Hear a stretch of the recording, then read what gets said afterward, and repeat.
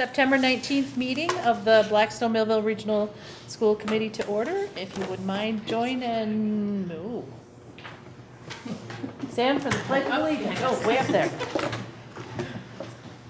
I pledge allegiance to the flag of the United States of America and to the republic for which it stands, one nation, under God, indivisible, with liberty and justice for all.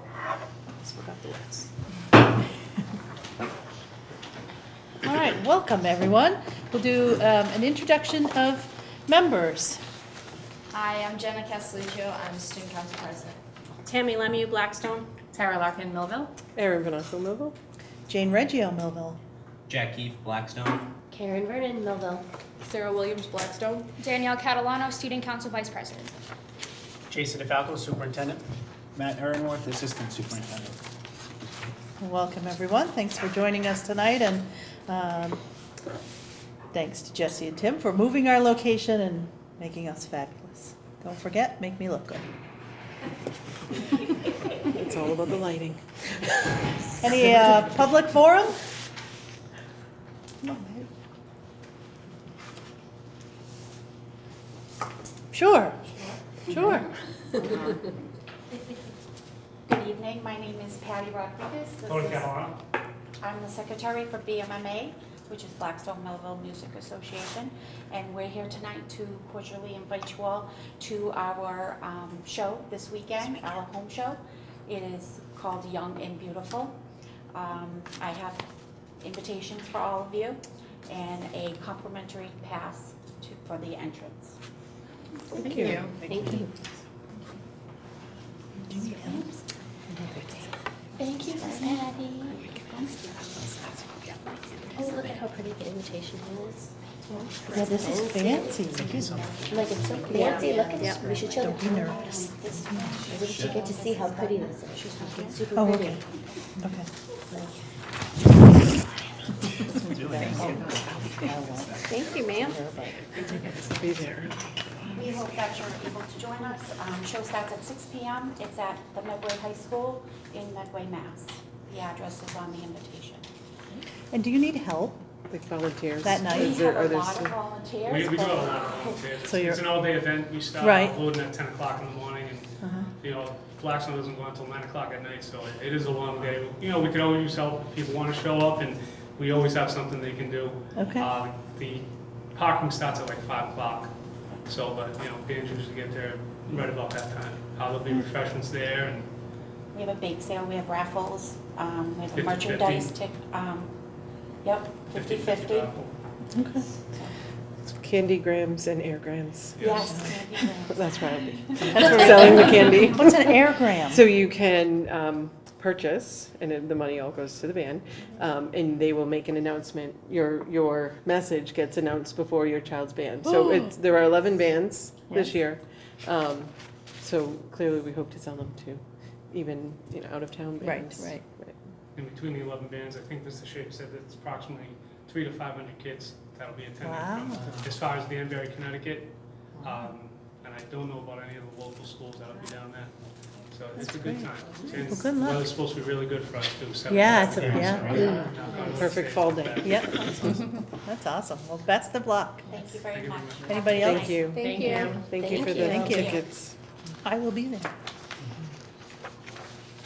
I'm looking forward to it. Anyone else? Okay. Consent agenda A, we have warrant. Purpose to skip the students. Yes, because I did.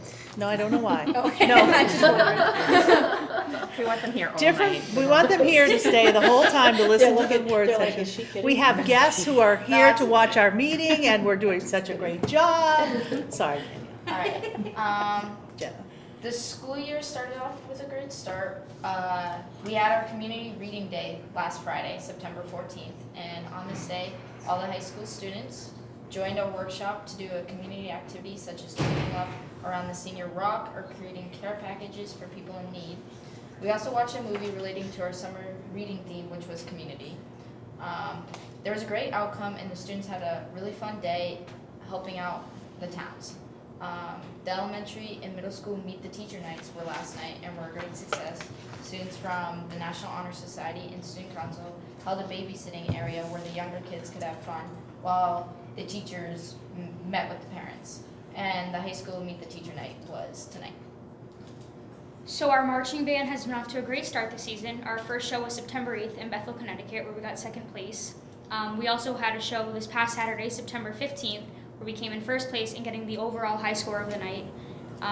So the home show is this Saturday, September 22nd at 6. You all got an invitation. And we have a variety of marching bands from all around New England, and we hope to have an amazing and very entertaining night. The sports seasons have also been off to a great start. Boys and girls soccer has started, football, field hockey, and volleyball have also started.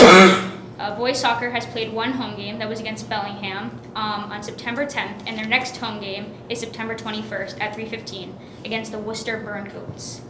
Girls soccer has had 2 home games so far, and they were September 7th against Uxbridge, and the other game was September 14th against Doherty Memorial. Their next game is September 29th at 9:45 in the morning against Prouty. Field hockey has had 1 game, and it was September 7th against Uxbridge, and their next game is September 29th at 10 in the morning against Prouty. All the games are being held on Saturday, September 29th at BMR, and those are the homecoming games, which is being followed by our homecoming bonfire, which is that night, and the homecoming dance is that Friday 28th, where all grades in the school are welcome to come and have an enjoyable night worth hanging out with their friends and having a fun dance. That's it. Any questions? Well, thank you very much. Thank you. Thank you, ladies. And good luck with the band show. Thank you. Thank you.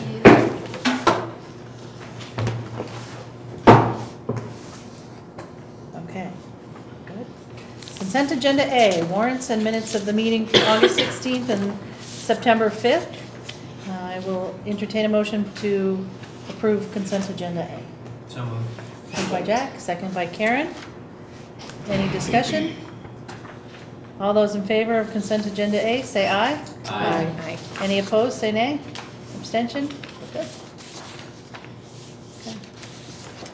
We just wanted to, as a school committee, let folks know that we have changed our meeting structure a little bit. We are going to try to take advantage of committee work and work in some small groups to do some things that are important, we believe, to the functioning of the school committee as well as supporting the district moving forward. So we are going to 2 meetings a month, which we have done in the past, but one of those meetings will be a regular school committee meeting, which will be held the 2nd Wednesday of the month at 6 p.m. And then the 4th Wednesday of the month at 6 p.m.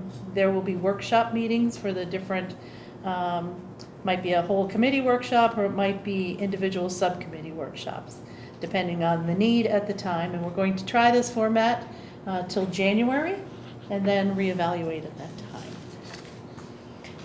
And we had a Wednesday, did we have a Wednesday issue of one of the ones we did, or it's going to be okay for now? I just changed Okay. my tickets. Okay.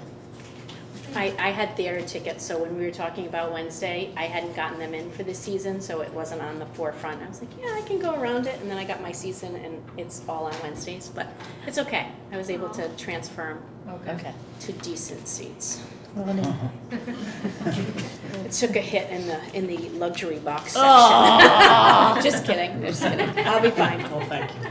Well, I'd be glad to maybe miss a meeting and take your Hamilton tickets. I have some Miss Saigon for Friday, Okay. This Friday? next Friday. Okay. All right. Point Yeah, go of ahead. clarity, our meetings will be live and recorded? meetings will be live. Our workshops, are we filming live or? No. No. But they are all held at the middle school? They will all be held at the middle school, 6 p.m. on Wednesdays. The school committee general meetings will be live, and the workshops, so switching to Wednesdays, 6 o'clock, Second Wednesday. second Wednesday of the month, So for the public's knowledge, Yes. there'll be one one meeting Public. a month. public's forum, one live Mhm. meeting. Yeah. The workshops are open to the public. but They not are. paid. Okay. All right, Superintendent. Thank you. Good evening, everybody. Nice to see you all. For the past few months, you have heard me speak fairly routinely, regularly about focus schools and the need for us to really bring into BMR the structure around teaching and learning and leadership that we know will help to accelerate outcomes for kids and really will help to accelerate teacher development, teacher leadership from kind of the ground up, if you will. And so Focus Schools joined us over the summer, and Carrie Purcell is here this evening to share a little bit with the committee at a deeper level the really strong work that she has been doing for quite some time, but the work that she'll be doing here in BMR and has already started. As you know, Carrie joined us for our leadership retreat in August, and actually has had the, I think what she would probably say is the privilege of spending the last 2 days in the district in every one of our schools, which is a privilege.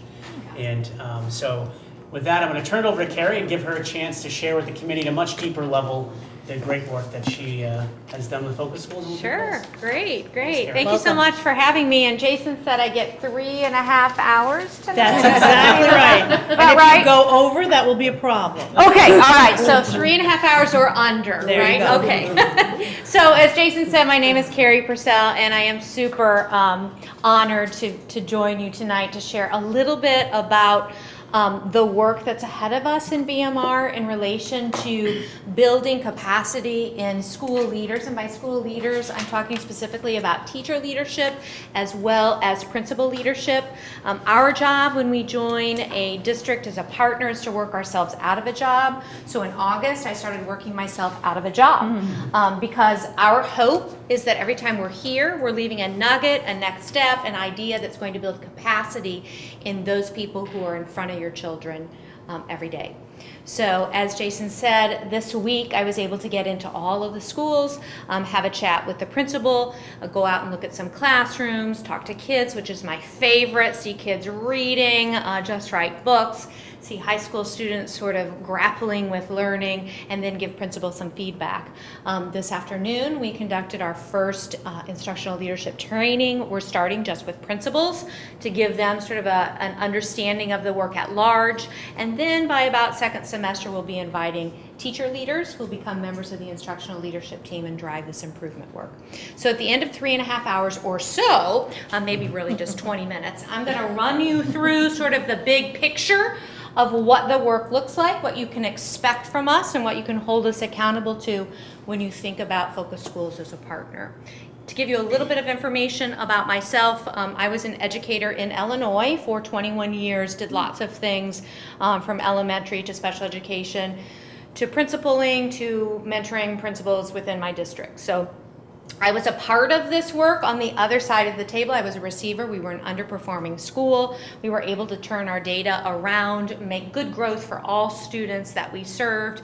And I fell in love with the work so much and became a believer in the work so much that despite my fear of travel, I do not like to travel, I took on this job. And now for the last 10 years, I've been working across the country with districts just like yours, doing this work for one reason only, and that's to make a difference in the lives of the kids, just like those young ladies that we had the privilege of hearing a few minutes ago. So without further ado, if you would look at the screen, I'm just going to walk you through some of the big ideas of our work. So we really believe that when a district brings us on, we truly become a partner in the work. So we are committed to working alongside Dr. DeFalco, school committee, as well as the leaders to do what we can to do our part in building capacity in this district, to be leaders of learning, and to set this district on a different pathway than perhaps some of the neighboring districts.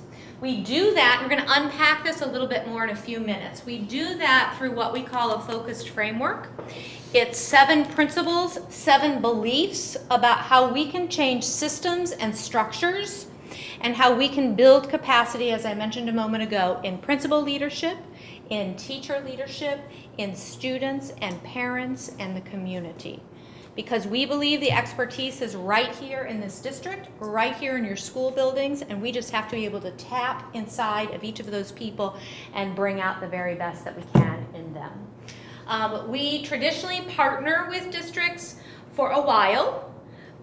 It depends on how fast they move, but the framework never changes, right? So the 7 areas that we focus on throughout our PD and our coaching always remain the same. And again, it's not about giving you a program, it's about thinking differently about systems and structures in support of kids. And we're going to go through each of those in just a moment. So why do we do that? We do that because typically when we enter districts, we see folks living over in this neck of the woods. So if you would, imagine that the arrows are the schools, right?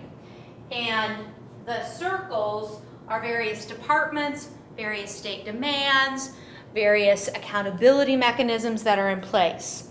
What we find typically is that systems aren't aligned, so our poor schools are doing their best, but look what happens. They get bogged down with the lack of systems and structures to help them succeed. So we work tirelessly through coaching and training to get a district and schools to move in this direction. We're school committee, where district departments, superintendent, community are all working in tandem alongside of one another to support the schools so we're moving in the right direction. So that's sort of why we do this, because we see that schools are working so hard, but sometimes there's so many things in the way that they can't make the progress that they desire. So I'm going to show you a brief video. This took place in Norfolk, Virginia. There are 57 schools in this district that we're going to look at in just a moment. Most of them underperforming. This is done at a summer leadership institute that took place about 10 months after we started the partnership. I thought it would be important for you to see. I want you to listen for anything that a leader says that speaks to this idea of we're working to build capacity in a system to support students. Okay? Again, it's only 2 minutes long. I'm horrible at technology, so hopefully when I push this button, the video will work.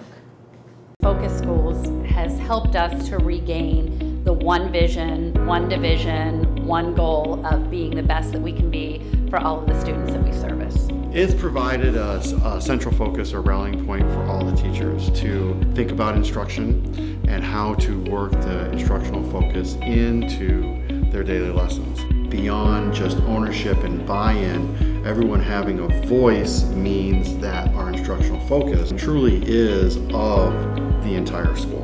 Working with Focus Schools and specifically with the framework itself, that framework gives us a guide, keeps us working with the basic needs that sometimes we forget, and so it's really built us a base to work from as we move forward in the future as well.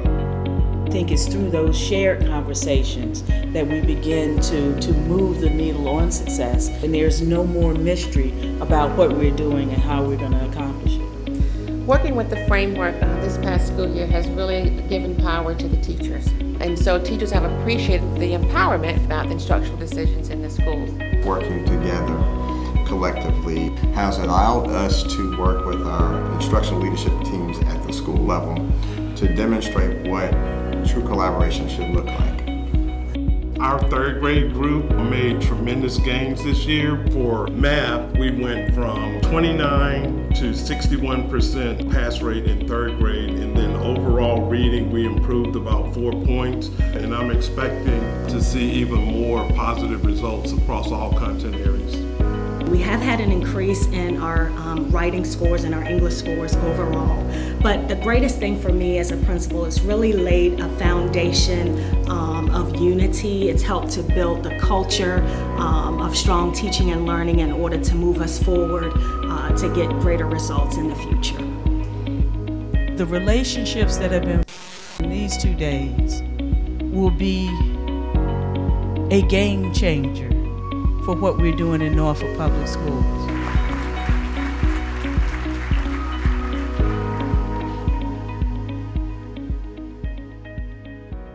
So I hope that you heard some key words: teacher empowerment, collaboration, relationships, teaching and learning over and over and over again, focus, alignment. Again, those power words really help us think about it's not about working differently or bringing in new canned programs. It's about working smarter. And the experts are in our buildings, and so it's tapping into their expertise and really helping them grow. So as a result, I wanted to show you a couple of artifacts from Norfolk. As a result of every school identifying an instructional focus, and we're going to look at that in just a second, the district then developed with the school committee a promise by which they were going to strive to work towards in everything that they did, as well as identified if we were to do 4 things, I know it's hard to see, I'm going to read it out loud, 4 things really well as a district, what would those be? So they selected number 1, we were going to build our leadership capacity at teacher and principal level. We were going to define and begin to identify rigorous core instruction to challenge all learners.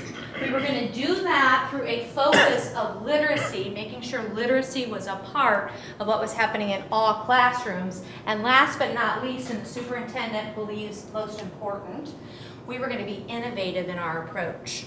So now all 57 schools are connected to and aligned to this, as well as their instructional focus statements. So let's look at for a moment the areas of the framework so we can begin to understand how we got from where we are tonight to this place.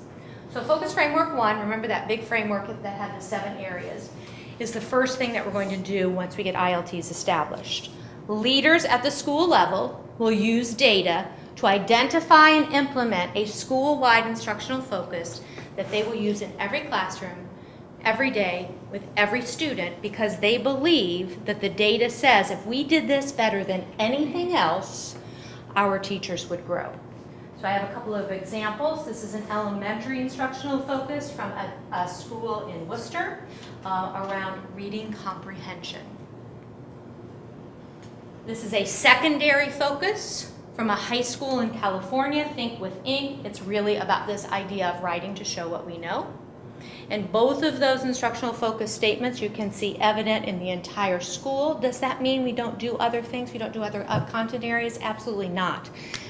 This means this is the one thing that we commit to doing better than any, and with more integrity and fidelity than anything else that we do. All right? Focus framework 2 is about building capacity in teacher leaders. It's about developing opportunities for teachers to talk about the thing that they're supposed to be talking about, and that's teaching and learning.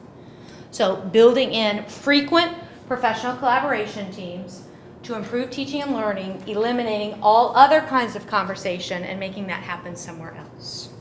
It's interesting because in my conversations at the elementary schools, they're already begin to grapple with this idea of how do we find time to build in collaboration, and they actually started their first ones today, so that's pretty exciting news for BMR. So these are just a couple of examples of schools that are beginning to use collaboration as a way to think about teaching and learning. One of the things that we promote is data is just a number unless we do something with it.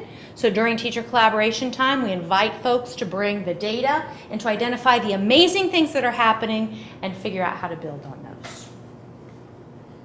Focus framework 3 is really tightly connected to number 1.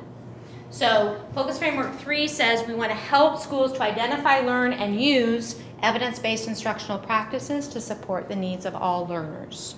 We help schools look at some research, look at what's already going well in their school, and pick 3 to 5, no more than 3 to 5, evidence-based instructional practices which really are tools that we're passing off to the kids so that they can be successful in achieving that instructional focus that we talked about at the very beginning.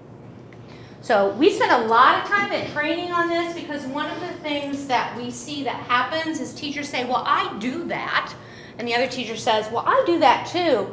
But we discover they do it differently. Right? So we take them through protocols and activities and conversations where they clearly define if this practice is done with fidelity and integrity, and this one happens to be thinking maps. It's a tool that's used during a literacy block. This school has identified what's the teacher going to do, what's the student going to do, how's the classroom going to help support that, and how are we going to know it's worked. So we do that whether it's an elementary school or a secondary school, and this is just an example of a secondary school who selected close reading, which is another ELA literacy strategy that lots of secondary schools are using. Focus Framework 4, we help schools, teachers to take back their professional development and to create a targeted professional development plan that's going to build expertise in those practices. So when I was a principal, I was great at bringing in people, and this person would do a training on this, and then this person would do another training on that, and then I'd have somebody else. So nothing was consistent, and we didn't go deep in anything. So this gives us permission to say no thank you as teacher and principal leaders and say, you know what, we're going to design a professional development plan that's connected to our focus that's going to help us grow. And the role then of the district is to say, how can we help make that happen? So that's Focus Framework 4. Here's an example of teachers owning their own professional development, working actually on a school out day where there are no students present and they're working in small groups. Obviously, you can kind of tell from the photo they're looking at data to ask. We always have them ask 3 questions. What is the data saying is working? What is the data saying is not working? And how are we going to respond to those? So they're engaging in a process to do just that. Focus Framework 5, I don't know about in this district, but in most districts where I work, there's not a tree where lots of money is growing and just falling off the tree just for you to be able to spend, and there's not thousands of people lined up. Is that true here too? Behind the building we have. Oh, behind the building. All right, I'll go. Okay, all right. Well, in most places that doesn't happen. So we help principal leaders and teacher leaders think about how to realign their resources to directly support the instructional focus. Right? So for example, evaluating field trips. Does that field trip really help in support of the instructional focus? Because we looked at some data and we said that was really important, right? Or do we have the right books or the right pieces of technology? So using the resources that they have to work smarter so that what they have available supports the instructional focus. So one of the things that we think is really important in regards to resources is our principals. We think they're fantastic, and we think that they're one of the key parts to the improvement effort. So we create this sort of crazy goal, and I think, fell out of my chair when I was on the other side learning about this, because my person that is like me now said, Carrie, you need to be in the classroom at least 50% of every day, observing teachers, giving feedback, and focused on teaching and learning. So after I peeled myself off the ground, he taught me, and that research says that that's really important, right? That as a principal, it's my moral imperative to be out giving feedback to teachers. So this is an example of a principal actually that is absolutely amazing. And he would chart his data by day of the percent of time he actually spent in classrooms. And I think it was brave of him, right? Because sometimes he didn't meet the goal, but it put it out there that I think this is important. He showed it to parents, he had it on a TV screen, he put it in his news letter that went home to families, as well as teachers, to say, this is important, help me to reach my goal. Focus Framework 6, engaging families in the community in support of the instructional focus. We believe there's a difference between involving and engaging. We think involving is bringing people to a spaghetti supper and having a really good time, and that's really important. But we also know it's important to engage. So we help teachers and we help principals to begin to think about how can we engage families, and by that we mean how can we help pull them into this work around the focus and give them the tools they need to come alongside of us and help. So we look at different ways to do that, and I was telling Jason, it was so fun at the training today, the principal said, we can't wait for next year's open house school. Is it called open house at the beginning of the year? Meet the teacher. Because we want to start doing some of this stuff. So get ready, because next year when you come back, they're going to put you to work. So anyway, it's super exciting to think about that. So this is a small town in Illinois where I worked a long time ago, years ago, and they actually went all out. This is an actual placemat from a local diner in their town, and they used that opportunity to create everything you ever want to know about our district. right? So they have enrollment, they have what they're doing in terms of focus schools, they have data, they have ways you can help, graduation rate, etc. So every time you ordered a plate of spaghetti, underneath it would be fast facts about the district. And I'm just like, I still love this artifact all these years later, because what a great way to engage not only parents, but the entire community. This is an example of a middle school in Virginia. And I just wanted to show this to you because it was a parent night, yes, but they made sure on the flyer that they had the instructional focus front and center, that they had their Smarty Bowl front and center, and I think they actually had pro football players come, and I don't know how they know those kind of people. I don't know anybody like that. But anyway, it's just a really nice example of keeping teaching and learning front and center. This, to me, is the bow on the package, Focus Framework 7. Create an internal accountability system to inspect what we expect.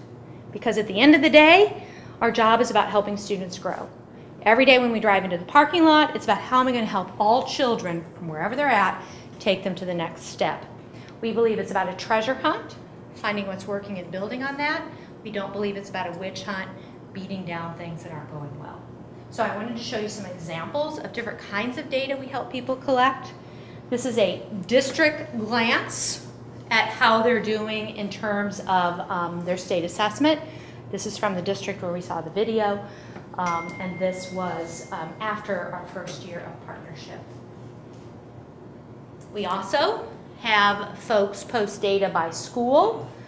So this is an example of a data board that shows how folks are doing, how students are doing from test to test. We also help teachers. This is a private folder that teachers keep so that they know where students are at, so that they can deliver really great first instruction to them, as well as give them additional supports. And those are all the places when you're bored tonight, if you don't have anything else to do, you can visit us to learn more about that, more about what we do. But I do want to pause and ask if there's any questions, if you have any comments. That was 3.5 hours worth of content in I don't know how many minutes, but I think I did pretty well because I like to talk. But I do want to pause and open it up for any questions or comments that you might have. I have one that has nothing to do with the work that you're doing. But Okay. Where in Illinois are you from? Oh, okay, so I am from Springfield, Illinois, but I take no, I don't know any of the governors that are in prison. But, right, because all the governors from Illinois go to prison. But I don't like snow, I will tell you that. I don't like driving in snow, so I've since moved to Florida. So I live in Florida, but my roots are in Illinois. Yes, ma'am. I'm really excited about this. I feel your energy, and I feel like a lot of our teachers have been waiting and hoping for something like this. My question is more about the timing. When we do the school calendar, we're usually building PD days in. Do you find that the days needed are better at the beginning of the school year, the end of the school year, or is that not? Oh, such a good question.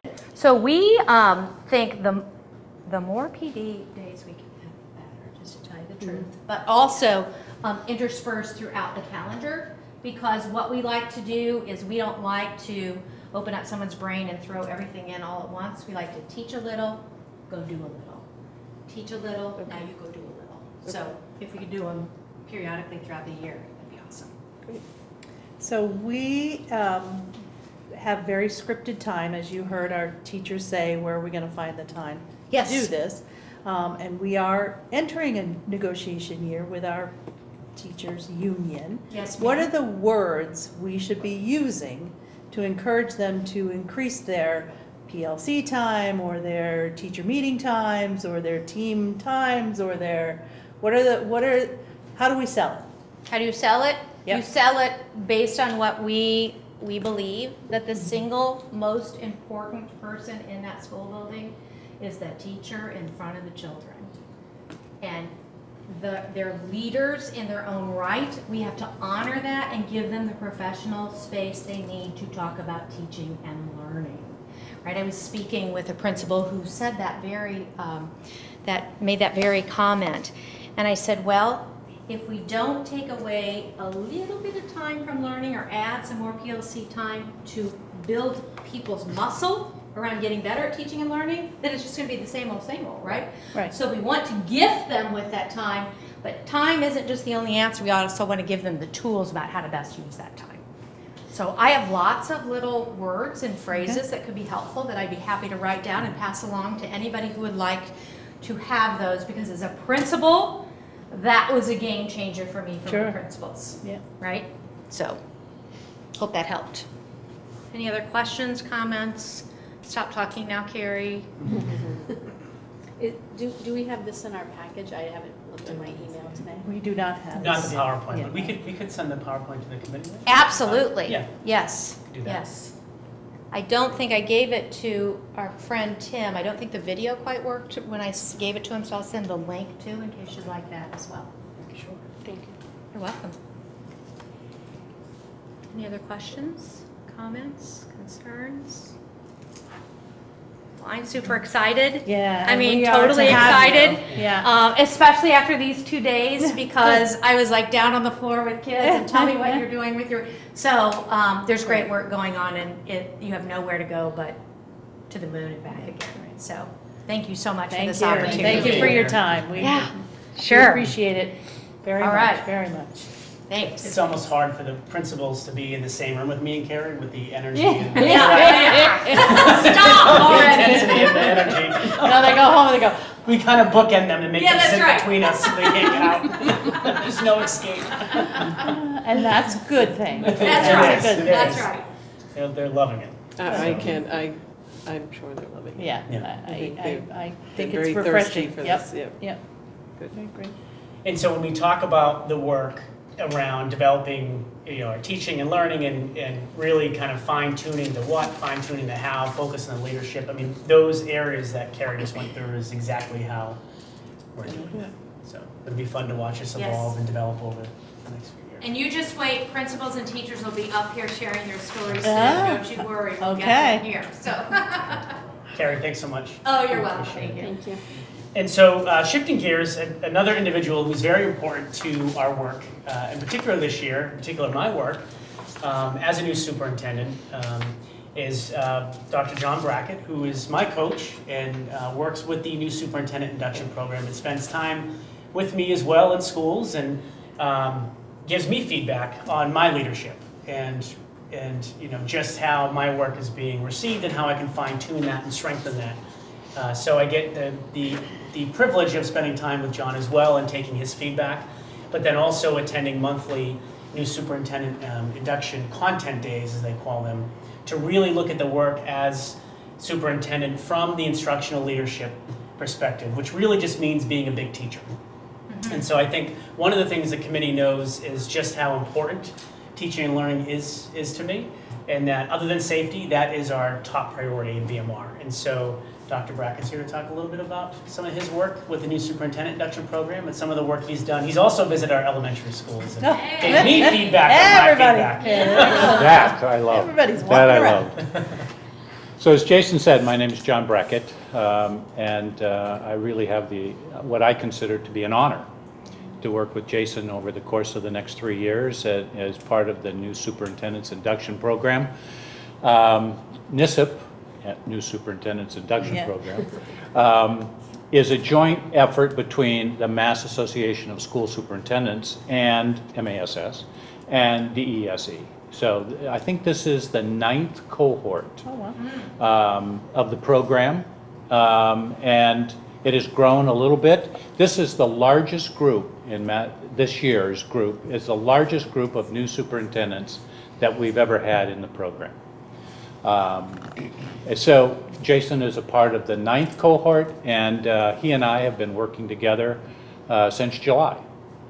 Just a little background about me. I was a school superintendent myself for 22 years, and I think the reason that they hire people like me is to just give the confidence to Jason that there actually is life after the superintendency, that you can draw a breath. And the way you become a coach is you get old. And I think that's another reason why I was hired. So I've been coaching district leaders and school leaders for some time, but this is actually my first year in this program. The NISA program has structure to it. It's not just Jason and I sitting around talking and kind of commiserating about what's going on. There's actually a curriculum that we follow. There are expectations for not only attendance, which I'll talk to you about in just a second, but there's also expectations about products. And one of them you've already seen because Jason completed an entry plan, and I think he shared that with you, and that is part of his work in terms of gathering information in a deep way and then turning it into something that looks very much like a strategy for moving forward. What's interesting is that as I talk to you about the objectives of the program, you're going to think that I'm from Focus Schools. Because all of these, as I go through there are 4 of them that I want to just outline for you. You have already heard about them. Because we happen to think, number one, that, as Carrie said, the most important interaction in learning for kids is that interaction between the classroom teacher and the individual student. Second influence is the building principal as the instructional leader. We happen to think also that the superintendent is a leader of learners.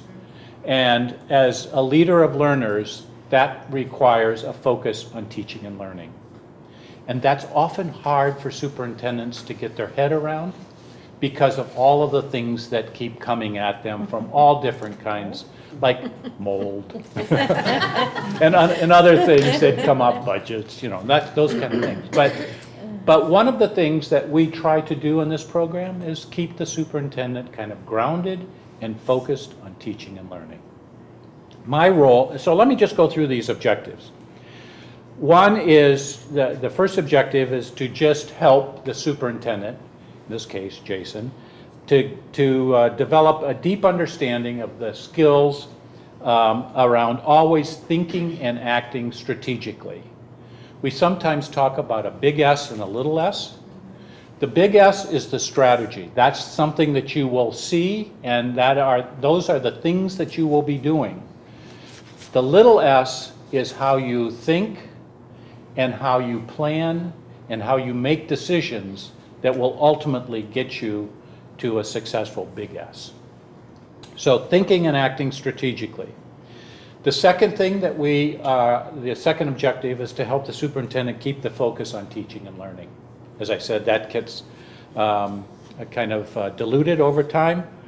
And what we hope will happen, and one of the expectations of the program, is that each superintendent will, along with the collaboration of their leadership team, school committee, and staff, develop a very tightly focused, high impact, as I call it, something that moves the needle, Focus Schools, and a 3 to 5 year improvement strategy. And you will be seeing that. That was part of that entry plan, and you will be seeing it a little bit later this year.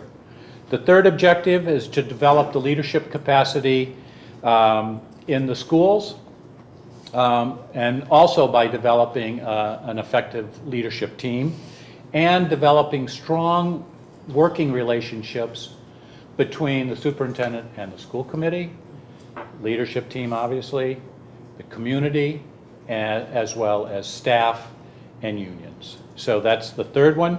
And then the fourth one is to just give Jason an opportunity to get out of here, quite frankly, for 8 days over the course of the year to engage with and study alongside other superintendents, some new, some experienced, to continually to develop his leadership skills as well. As a coach, I don't ever tell him what to do. I may ask some questions. I'm more or less just available to help him think things through sometimes talk things out around the small s, being strategic in terms of where he's going, and provide a little feedback along the way and help guide him, because the ultimate goal of the NISIP program is that every superintendent who is a part of it becomes a very successful superintendent. Although Jason is a first-year superintendent, I think you probably have already seen, because I certainly have in the short time that I've worked with him, that he is an established and very talented leader. As a result of that, he and I will kind of modify a little bit the curriculum, not the objectives. The objectives will stay in place. We'll modify the curriculum so that he can move at the pace and do the kinds of things that make the most sense for BMR. So we're recognizing the skill set and the talent, and we want to maximize that. Jason talked about the 8-day-long content days that we have. That's when all 41 of the new superintendents, that's 41 first-year superintendents. There are also new superintendents who move from one district to another. But there are 41 new. So that's when we all get together and work on the curriculum over time. There's an expectation that he and I will spend at least 6 hours a month, most of the time on site, and where I will do what I'm doing now, visiting and observing school committee meetings or going to classrooms and with the principal and watching the feedback and maybe giving him some feedback on his feedback so that it's maximizing that interaction. I'll be going to administrative meetings, again, just to observe and maybe provide some feedback. And then the last thing is I'm available always to him by phone, by text, by email, and I have to tell you, as you probably have already seen, he is an early riser. So there are times when he and I are texting at 5:30 in the morning, but so that's how we interact and engage. So I'm really looking forward to this. I hope you heard, many of the things that we're working on and trying to keep Jason focused on are the very things that you heard here. And you heard words like focused, teaching and learning, and that's what this is all about. And so I think as all of that starts to come together and the arrows point at the same target, there's blue skies ahead for the students here. Great. So with that brief background about the NISIP program, I'm happy to answer questions or let you get on with your meeting. I don't have a question. I really do want to thank you for what you're doing. I attended the MASS, MASC workshop last year and learned about this program.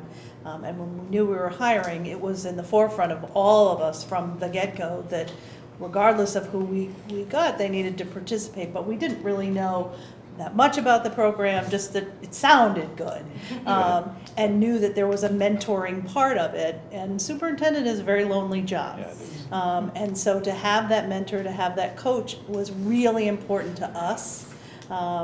You know, not that we don't know what we're doing, but, you know, just in case we don't. But I really do appreciate that he seemed he was able to find a mentor or be hooked up with a mentor that, you know, he has really connected with as well. And your guidance, you know, whether you know it or not, is very helpful and helpful to all of us, not just to Jason. So thank you for taking this on. Thank you. And thank you as a school committee for the forethought site to allow him to participate in this. It's important. Yeah. So that's great. Well, thanks, and I'll Anybody probably see you again. A lot. Great, Thank you. Thank you. I hope you like that program. So Yeah, I think it's great. Yeah, and so, just to underscore something that John said, I think that's really important. And also, Carrie didn't reference this, but I've seen her do masterfully as well, is they just adapt it. And so, really providing the level of support, coaching, and accountability. There's accountability to all of this work, but adapting it to context is really important. John's working with new superintendents that, their districts range from all sizes. Carrie's, you heard Norfolk, 57 schools, and we have 5 here, right? And so I think that's something that's really important, is really that adaptation piece of the work, because that's really what we ask our principals and teachers to do all the time, is always adapting in the moment to the situation, or context at hand. And so I appreciate that very much about both of the leadership and work they're providing to me and to our district at this time. So thank you again.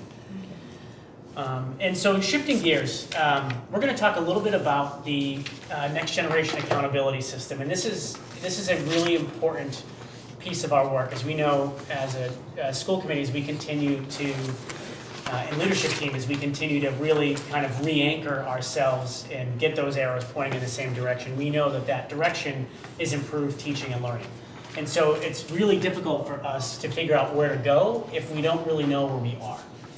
And so the Department of Education put together essentially a team, an internal team at the department, and an external advisory council for the commissioner, which I have the pleasure of sitting, being part of that work, for the accountability and assistance system in the Commonwealth. And so with that, I'm gonna spare the committee a lot of in the weeds details of things that really don't pertain necessarily to what the accountability system will mean for us as a school district.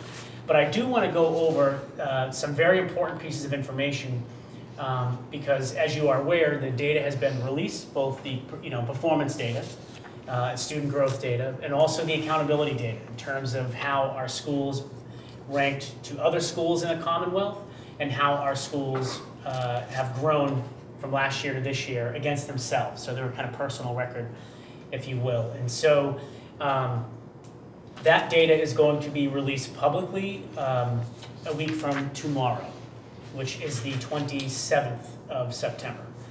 And so this public release will be the first time that data in our new accountability system is going to be generated and out for public consumption. And so this evening, what I'd like to do is just take a few minutes and go through what the new system actually looks like. And what it will kind of feel like for us. And while there's been some, substantial time and effort and energy going into this, I really just want to go over the highlights for us that are really going to pertain to kind of the workings of the district. And so when we look at the system highlights, you'll see that there are many things that are very similar to the accountability system that we have had prior to this.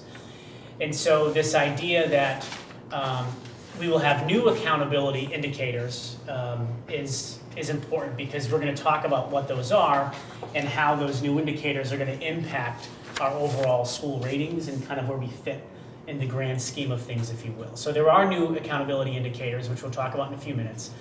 There is 2 components to this that are critical. There's the normative component and there's a criterion reference. And so all this means, the normative is how did we do against everybody else. So if we think about a race, it's where did we place in that race. Were we first, second, third, fourth, fifth, etc. The criterion reference is how did we do against ourselves. So that's like our personal best, right? If you run a 5K in 20 minutes one week and then 19 minutes, you place third. So overall your normative is third, but your PR, right? Your criterion is you shaved a minute off of your time. And so those two components are really important, because it does give a really good kind of scope of or breadth of how our schools are doing compared to ourselves and compared to others. The new accountability system is doing something that I think is critically important, which is really focusing on our lowest performing students. That does not mean that we are ignoring our highest performing students or any of those students in between by any sense. One of the things that we have heard repeatedly, in particular about Massachusetts, is as a nation, we are consistently scoring #1 on literacy and math, our NAEP, which is our national exam.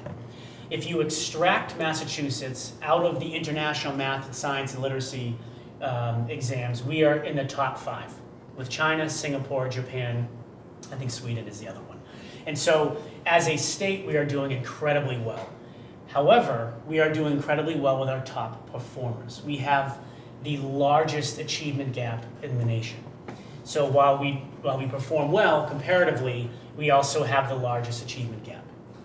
And so that is a significant sense of urgency that is provided to our work in terms of looking at how we are meeting the needs for all students. And I want to look at something Carrie put on her presentation, and I'm not going to say it correctly, so Carrie, correct me, but every student, every day, every classroom, no excuses. That's right. And so the way the new accountability system is structured is very much the same. We have got to lift the floor of achievement.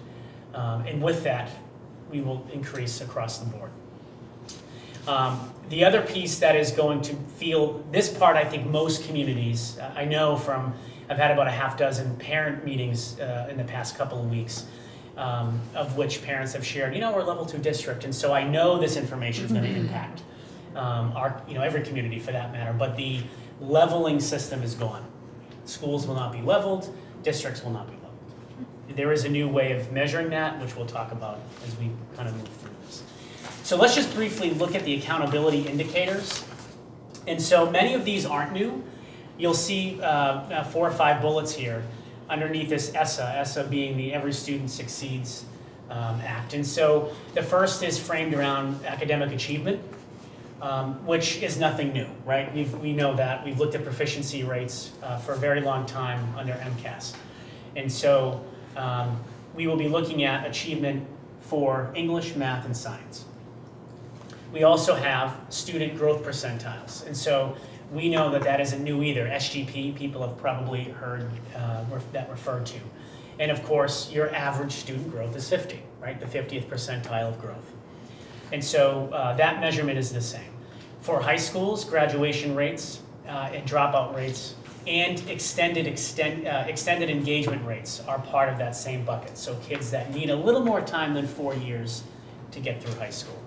And that have not dropped out, but that sometimes need that 5th year to continue with their educational progress to graduate. The next area is our achievement for our English proficiency for English language learners. BMR, we have about 80, which is very, very small. Quite frankly, in some of our schools, we don't have enough of a subgroup to even get our data recognized. The number of students is so small. And so you'll see as we go through the data, once that embargo is lifted, some schools will have an ELL rating and some won't. And that's because of the number of English language learners enrolled in certain schools. This last bullet is where we're seeing a bit of a shift, and this is these kind of additional indicators for school quality or student success. And so we're going to talk about what those are, because this is where we're seeing a little bit of a change. And so as we move forward, and I won't go through these because these we know, the achievement indicator we know, the student growth indicator we know, those aren't new. The English language proficiency.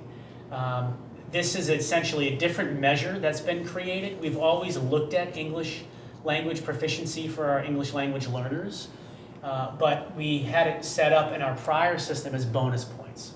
So there's no penalty if your English language learners didn't accelerate their proficiency levels, but if they did, schools were awarded or districts were awarded bonus points. Under the new accountability system, it is expected that they will exit your ELL program within 6 years. And individual targets for each student are set to show that upward progress so that they will exit in 6 years. They are now part of the overall formula, which I think is very important. While our ELL population is not as large as others, I will tell you we went in over the span of about 18 months from 8 to 80.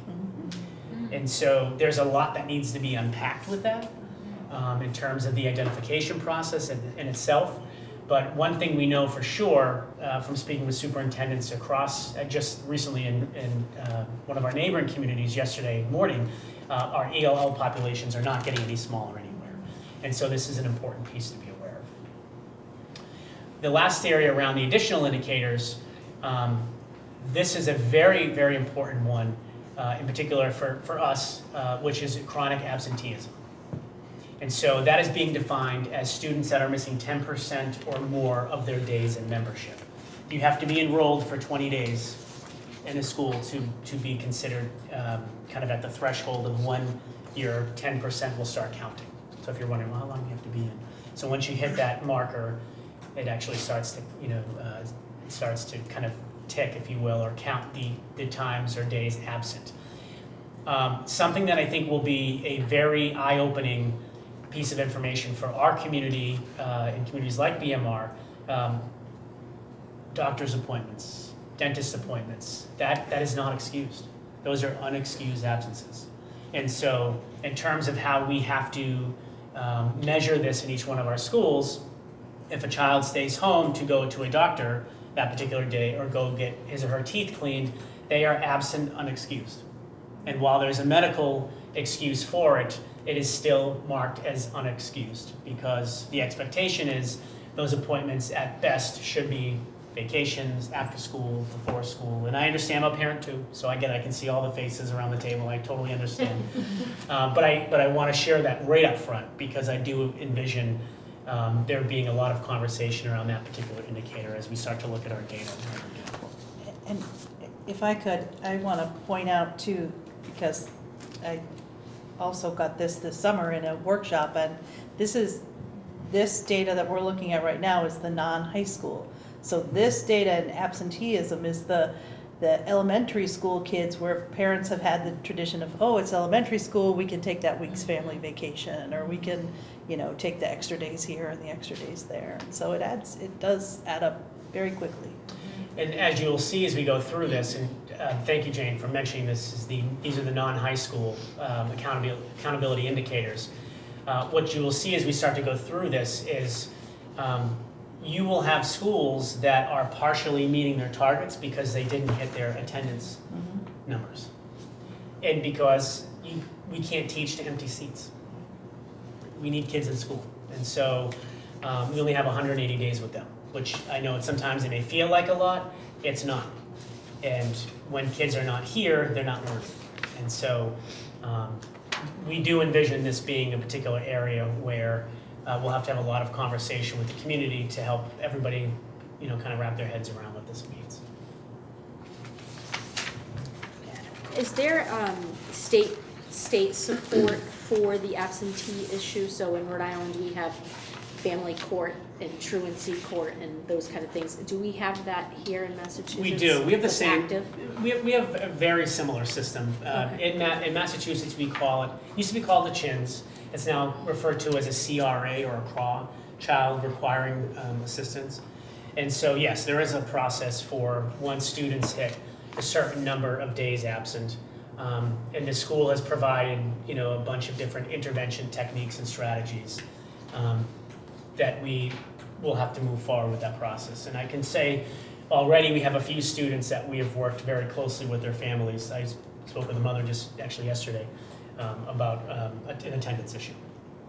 And so we have a very robust approach here with that to make sure that our kids are in school safe and learning. And so the next piece, we actually look at the high school indicators, and these are different. And one of the things that's really important to underscore that is not part of the accountability system, but is directly plugged into, the non-high schools are, as you know, we're on the MCAS 2.0, so it's the new version of MCAS. Our high school last year, so the data we're going to look at next week, is what they refer to as the legacy MCAS exam, which is just the original MCAS. The high school will participate in their MCAS 2.0, their new exam this spring, and it has been forecasted by the Department of Education. It will be significantly more challenging than anything that sophomores have seen yet. So, as we look at, how do we keep, and again, and Carrie referenced this earlier, we've got to keep growing. And so, from the state perspective and sitting on their accountability and advisory council, the message from the Department of Education has been, our kids are doing great, awesome, but they can do better. And we've got to figure out how to close those gaps and keep pushing our student achievement forward. So this year's sophomores will see a far more challenging exam than they have seen yet in terms of literacy and math. And so the indicators for high schools, again, achievement is the same. The student growth is, percentile for ELA and math is the same. There is one shift in terms of how we're calculating growth. It's just important to mention. The department, when they calculated this for each school and district, used to take the median. So they would take your range, right, your lowest amount of growth and your highest amount of growth, and then go to the middle. Now they're taking the average. So it's just important to note that they are calculating the mean, the SGP differently from how they used to. The high school completion. So this is, again, an indicator that our high school has always had. A 4-year cohort graduation rate, and what that refers to, and you will see this presented as an adjusted number and an unadjusted number. So the adjusted number is the kids that started as freshmen that finished as seniors together in 4 years. So when you're looking at that cohort number, we are measuring, the 100 kids, it's more than that, but just use a round number, the 100 students that came in together as freshmen, and as seniors, they were able to graduate in 4 years. And it doesn't necessarily mean that they had to graduate from BMR, but they graduated in 4 years from Northbridge or from Uxbridge or wherever they moved to. That's all tracked through student SASID numbers. And so that number is important for us because we know the target is to graduate a student in 4 years from high school. And so we are being measured, again, against that number. The extended engagement rate, that's your 5-year rate. So those are students that need a little extra time to get over that hurdle and graduate in 5 years. And then, of course, our annual dropout rate. And this is important because that's the number of every student in the high school that withdrew that particular year. And so you'll see on our accountability report, we were either awarded points for those areas or we weren't. The English language proficiency, again, we spoke to this. The chronic absenteeism as an additional indicator. And the high school has a second additional indicator, which is the percentage of 11th and 12th graders in advanced coursework. And the Department of Education has defined what advanced coursework means. It's not your typical honors level course. It is, in fact, AP level work. And for freshmen and sophomores enrolled in AP courses, the high school does not get credit for those enrollments. It's only for kids that are in their junior or senior year. So you can see that there are some, at the high school level, some significant shifts to how the accountability of each school is identified. And as we're going, by all means, just throw out whatever questions you might have. So now that we've got a little bit of sense of the structure and the indicators, let's just talk a little bit deeper about the two components. These are kind of the two big headlines of this whole thing. There's our normative component, which again is the actual percentile. And so that's something we're all familiar with. School X is in the 40th percentile, meaning it's being outperformed by 60% of schools, right, in that particular bucket across the Commonwealth. What's different here, and this is really important, is that with the new MCAS exam, the MCAS 2.0, we now have grades 3 through 8 all in the same bucket. Before, they were parsed out. So you had we only compared elementary schools to elementary schools. That was one bucket. We only compared middle schools to middle schools. That was a second bucket, and high schools to high schools. Grades 3 through 8 are all recalibrated, all using the same kind of scoring and scaling system. So you can compare the percentage of kids at grade level, at 3rd grade, reading at grade level, to 7th grade, reading at grade level. It's all apples to apples now. Same scoring, same calibration, same point system. And so what we are seeing across the Commonwealth, because we know middle schools historically, and it's not unique to Massachusetts by any sense, but middle schools nationally, there tends to be a dip in achievement. And so what we're finding is that our middle school percentiles now look much lower than they used to, because now they're in the same performance category as elementary schools. We're seeing our elementary schools percentiles are increasing because they're now in with the middle schools. So it's just something for us to keep in mind as we start to really think about what does it mean when you have the elementary and middle schools in the same category. What we will have to really tease out next year is the high schools will now, starting this spring in 2019 on MCAS 2.0, will be in the same bucket as everybody else. So now when you look at this year, when you look at our, school X, AFM is, X percentile, that is against every school that encompasses grades 3 through 8. So all our elementaries and middles. When we look at that next year, it'll be against all the elementaries, middles, and high school. Does that make sense? Yeah. So that shift is fairly significant because what we are finding are elementary schools are ranking lower, the elementaries are ranking a bit higher. And so once that data is released, I'm assuming we will hear quite a bit from many communities, particularly the non-urbans, where middle schools looked like they were doing really great. Well, you were doing really well against a bucket of schools that never really were doing that well. So you're going to look like your numbers are higher than they really are, if that makes sense.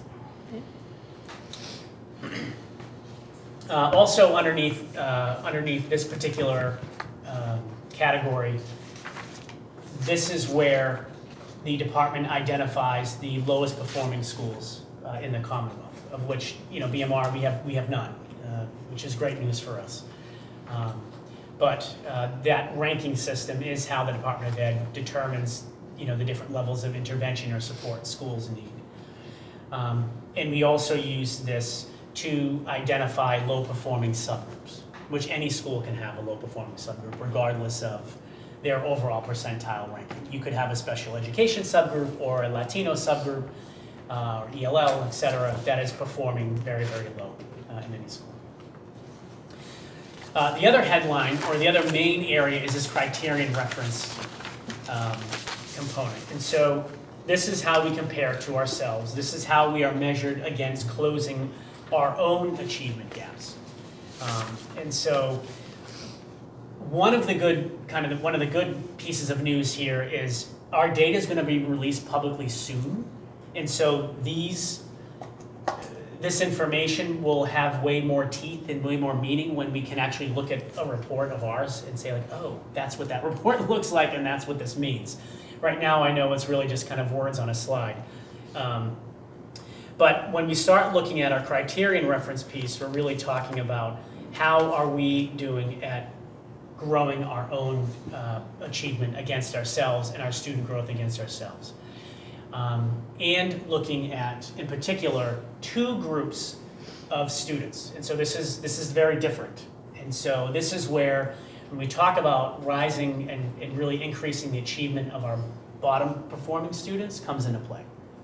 Right, so the normative is, the overall summary of the school and how we do to everybody else. Criterion reference is how we're doing to, compared to ourselves and the growth we're making year to year. But in that, it's being measured in two ways. It's being measured in all students, which is where we get half the points in this category.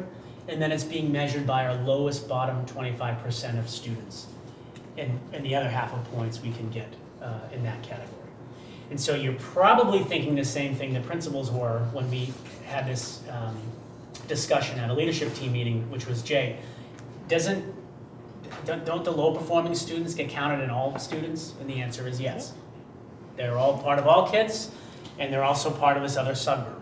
And so if we believe that the accountability structure is to move, right, all learners with an emphasis on those kids that really need to be elevated in their own achievement and growth, then that would make sense to us.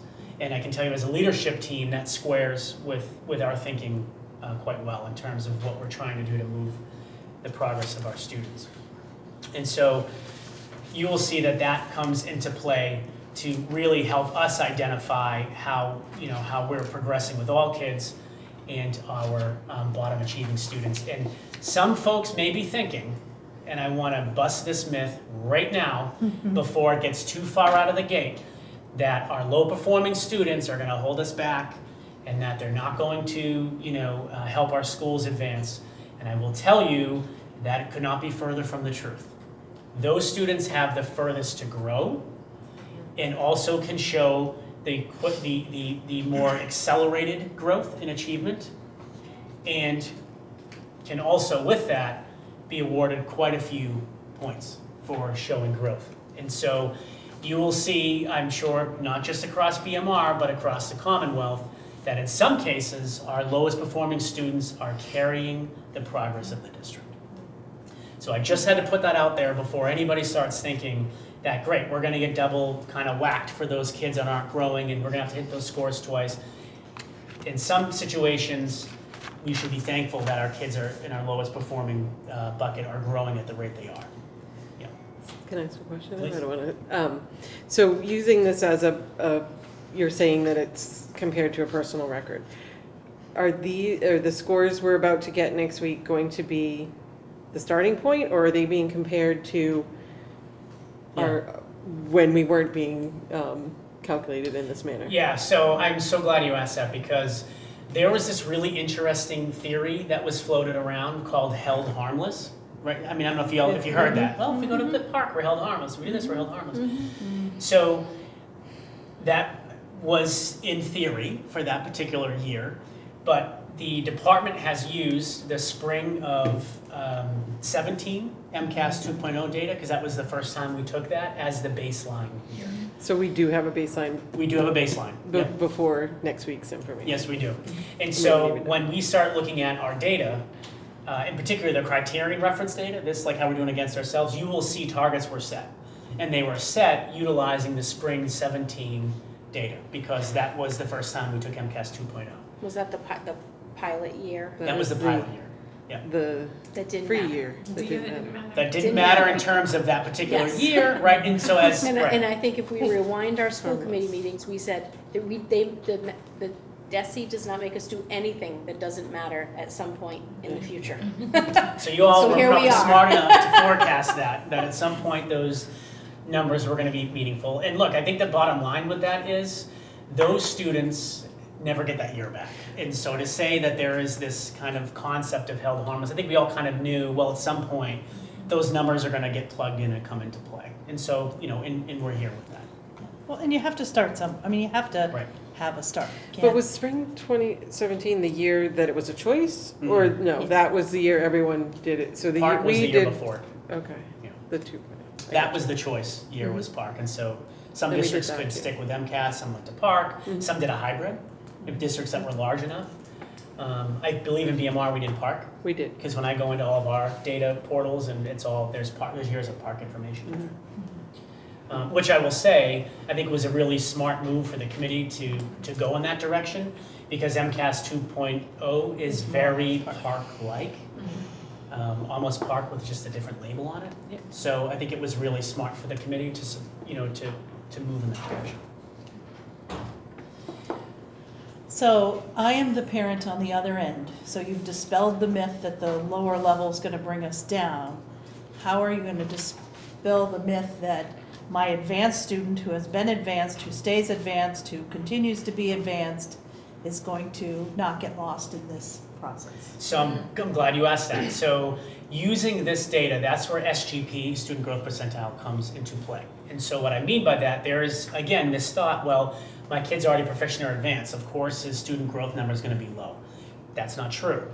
Your child that is proficient or advanced is performing against a whole cadre of children across the state that are proficient and advanced. That SGP number, if your child is still growing at the rate that he or she should still be very high. If it's not, it means that the bracket or the bucket of students that are performing at that same high level, that your child is not growing at the rate that those kids are. So that's when we say that this system really is framed around, yes, lifting the floor, but every single child has to move. That's where the growth percentile comes into play. And I have found that that is probably the most misunderstood data point that we have. because what it does is your student growth percentile looks at your son or daughter in the bucket of kids that scored in the same range they did last year, and then it looks at how your son or daughter did this year and how many kids from that bucket the prior year they outperformed. So if you have children that are in that top tier, if your children at home are in that top tier, that SGP number is hugely significant because that tells you how many kids in that top tier your child is outperforming from the year before. Does that make sense? That's a really important number that sometimes people will say, yeah, well, they really can't grow. They're already at the top. That could not be further from the truth. That's not what that number is measuring. It's how many kids that student is outperforming from the prior year. I think the concern of that group of parents is that, you know, 2 paragraphs ago, you said basically that the lower tier, yep, you get sort of a bigger bang for your buck. You know, you put intervention in, you put all the 3 tiers of support for them. You know, the 3 scoops of ice cream. And then, so that tends to cost more money because you might have a special educator there, you have a reading interventionist, you have a classroom teacher, you might have a paraprofessional. And so they're all working with that group of kids. Whereas the other kids, I mean, the fact that they have AP kind of woven into this accountability, I think helps that group because there's also benefit to add that AP level, which I think wasn't always there. But, you know, how do you move those top kids when you're worried about the bottom, you know, the bottom? Sure, yeah.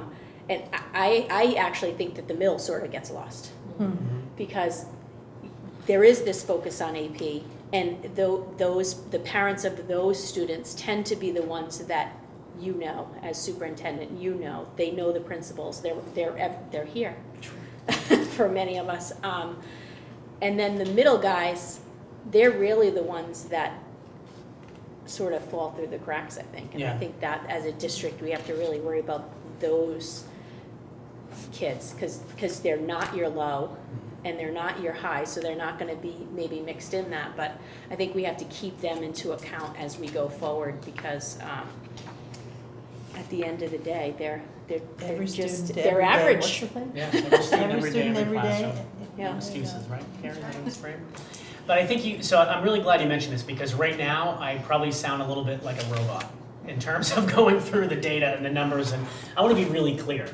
If we teach the right stuff to the kids the right ways, all of this stuff will come with it, right? So while we're heavy into the bottom 25% and points for this and points for that, I want to be super clear that our priority is on equity and access. It's on teaching every kid and making sure that we're reaching and teaching every single student.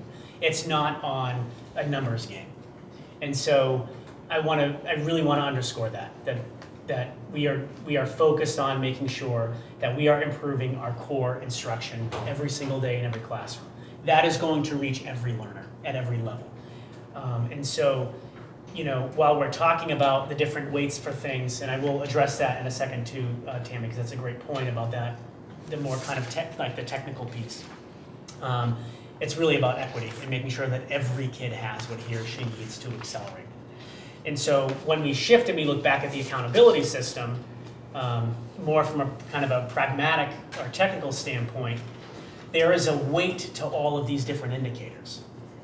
And so under our prior accountability system, it was a 3-to-1 ratio for achievement to student growth. And there was a big movement by superintendents, of which I did not support, which was to make it a 50-50. Growth should count for just the same as achievement, and in some cases even more than achievement. And the big push that I gave, and many of my colleagues gave as well, is that, yeah, but at the end of the day, children have to be at minimum on grade level. To your point, like that's the baseline. They should at least be here because our job is to push them far beyond that, and not just to, you know, survive and just get by, right? That can't be what our system is about. So I'm really glad you asked that question, Tammy. And so the weight of this is that the achievement counts for essentially a 3-to-1 ratio to growth. So growth is not counted as much as the achievement is. Quickly on this, in terms of the low-performing students and how this is identified, there are two ways of doing this. So for our schools that have not grades, so it's grades 4 through 8, there is essentially a 2-year cohort model that is being designed in this process. And so what that means is we have students that are measured from grade 3 to grade 4, or grade 4 to grade 5 to grade 6. They're enrolled for 2 years in that particular school, and they're tested, and they're identified through their a summary score of their ELA and their math scaled score on MCAS. And so the reason I mentioned grades 4 through 8 is because grade 3 is the first year you're testing. And so there is no test before that. And so they have a different way of looking at their lowest students. Grade 10 is also in that bucket because we don't test kids in 9th grade in ELA and in math, right? So there's a year gap in between. And so for grades 3 and grades 10, they are using a formula that essentially really does use this year-to-year approach, which is just looking at how the low-performing students did in grade 3 and grade 10 in 2017, and then how did those low-performing students in 2018 do in grade 3 and grade 10. In other words, did the instruction strengthen enough that the low-performing students, even though they're different kids, that floor was raised, that they didn't score as low as the year before. And so that's just kind of a different, like a nuance to that. But in grades 4 through 8, it's measured in that 2-year progress. Right, you can see how Joey did in 3rd grade, and then how did he do in 4th grade? Did he grow enough? So that's 2 different ways of looking at that. Any questions on the lowest performing cohort? And then in slide 14, it shows just how they're identified, which is what we discussed, which is the combination of their 2017 ELA and math average scale scores. And so there are actually points assigned to these things. And so you will see here it's a really basic point system, but in 2017 targets were set, right? And then spring in 18 we either showed that we declined, we showed that we had no change, or we were flat, we improved, we met our target, or we exceeded our target. And so for each one of those subgroups, in math and English, for all students, and for the low-performing students, we were awarded points in all of those areas. And so once we have the reports public and we can share them, this piece will make way more sense to everybody, because you'll actually see the subgroups, you'll see all students, you'll see the bottom 25%, and you'll see how many points we got in every area. I wish there was a better way to kind of walk you through this piece, but without the actual data in front, you know, it's a little bit tricky. But when you see the reports, it'll make a lot of sense. Are you able to tell us what 2017, or what our number was for 2017? In terms of the targets, or because those, what they're comparing it to. So I don't have all of the individual targets with me, but the 2017 data is on the department's website. It is already yes, up there? Yep. Okay. The 18 data is not. It won't be released till next Thursday. But you can see how we did, because those are the targets that were set.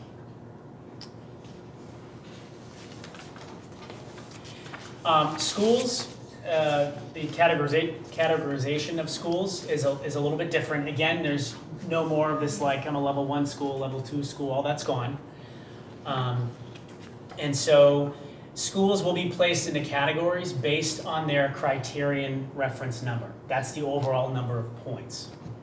And so I will kind of spare you going through all the details on here.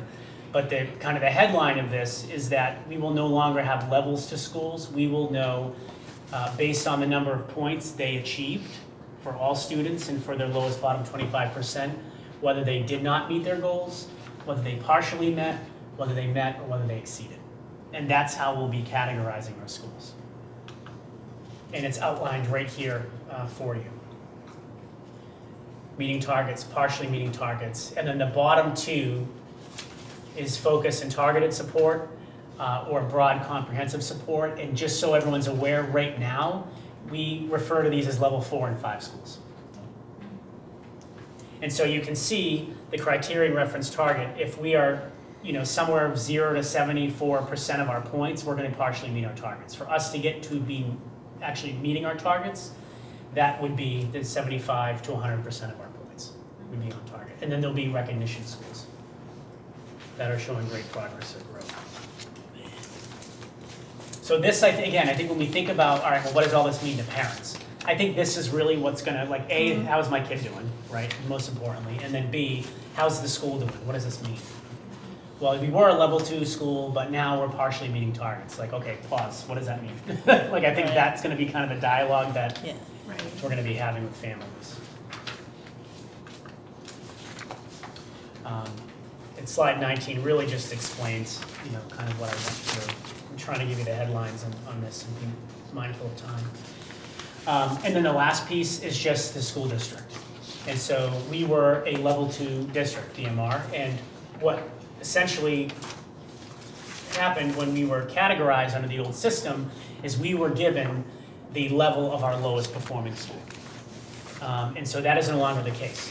What is going to happen is our district will be run through essentially the data process that individual schools are, and we're going to be looked at as just a really big school. And so we will not have a percentile ranking as a district. So we'll not say you're in the 30th percentile across the state as districts are concerned. But what we will have is how many points did we achieve that were available to us. So they will run us like a large school, which quite frankly I think makes a lot of sense. And in particular, as we've been talking about our work as a committee and a governance and leadership team, and we're thinking about those goals, our strategy, aligning the school plans, the district plan, my goals, principal goals, teacher goals to our district goals. This accountability system makes perfect sense because it aligns everything for us in terms of our achievement and our numbers.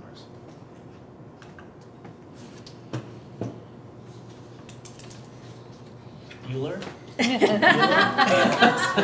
This is really hard to make exciting, but it's a lot of information. Yes. So everything's being released next week. Yes. I don't want to assume, but what is being mailed to the parents to explain what they're going to have in front of them, so you are not, and the principals are not bombarded with phone calls of what am I looking at. I'm sure you must have a plan for the community to be educated on. Absolutely. And so what we are going to do, so the student reports I will have on Friday. So actually the turnaround is really quick. They'll be in central office on Friday for us to prepare to send out to schools and mail home. We are going to do a couple of things. There will be a not just the report, but like a how to read this kind of report that goes with it. And that's like a state scripted thing, right? Yep. That will come out from them. Okay. But I'm going to think of a way to, we're going to do a couple things. We're going to do obviously a formal presentation to the committee with all of our information at our first meeting in October, which I know is a little bit late in terms of when the data will come out.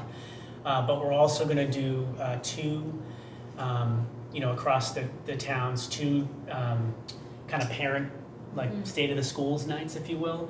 And I will do one of those screencast videos that we can email blast out. We had over 500 views on the last one. Great. So, it's not everybody, but it's a larger chunk than like a newsletter or something would get.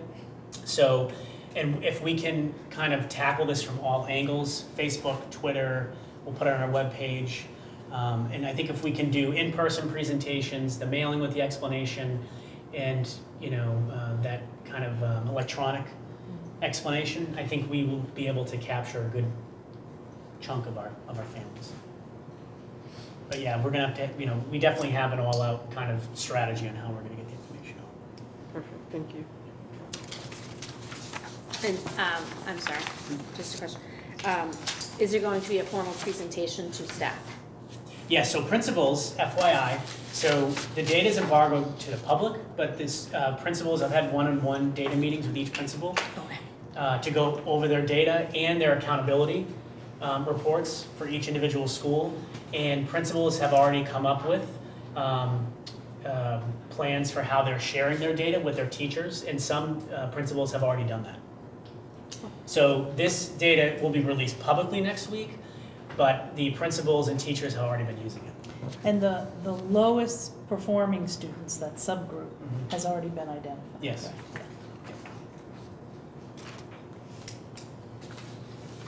And thank you for bearing with me. Thank you. I know that there was a lot of information there, but I wanted to make sure the committee had this ahead of the release so that if there were questions, y'all could answer. And this is available with our minutes or our agenda This is on online. the website right now. Yeah, absolutely. Those And that concludes my head junkies out there. Those data junkies. Wendy's already Matthew, on it. I think you're next. Excellent. My report's not that long.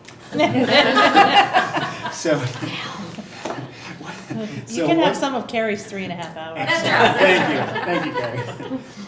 What you're looking at in front of you is essentially a template for the way that we'd like to present the budget and the expenditures on an ongoing basis. Dr. DeFalco and I discussed that we'd like to keep the school committee updated on a monthly basis of how the spending is going in the various cost centers across the district. I'll come right out and address with this specific report, the salaries are not a part of this cost center report. We intend to, at the next committee meeting, bring a salary spend down report where we can analyze specifically the salaries that were budgeted for and how payroll is spending down those salaries. So because that's such a large portion of the budget, we want to track that closely and make sure that everything is allocated properly and that it's following the trends that we're expecting it to. I will also say, I know there were questions regarding athletics specifically. I did meet with Jill Tosti and we were discussing the budgets. She looked at her numbers, we looked at our numbers together, and we're still reconciling what those expenditures versus what has been allocated financially for the athletics program are. And I'm hoping to have a more detailed report for the committee for the next meeting also. But in essence, what you're looking at is, I try to keep it simple. In the first column is the allocated money for the FY19 budget in each cost center. The second column is what has been actually expended year to date.